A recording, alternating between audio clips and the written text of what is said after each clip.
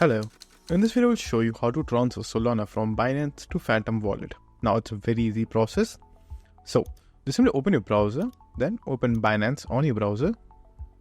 Now once you will be in your Binance account, what you have to do is you have to just simply find your Solana. Now the next thing that you have to do is you have to click on the withdraw option. But before that, open your Phantom wallet and enter your password right over here. After that, click on unlock. Now, after you have done that, all you do is just simply click on receive. Then choose Solana because you are going to receive Solana. Then copy this address right over here. Now, once you have done that part, go to your Binance account, click on withdraw.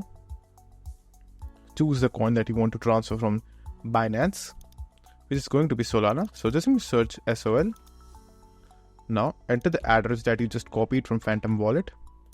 Now this will automatically select it, but if the network does not get selected automatically, just simply click on the drop down box and choose Solana over here.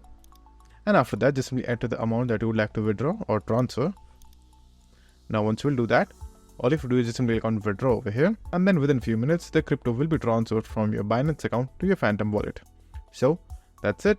And if this video was helpful, please consider subscribing and liking the video.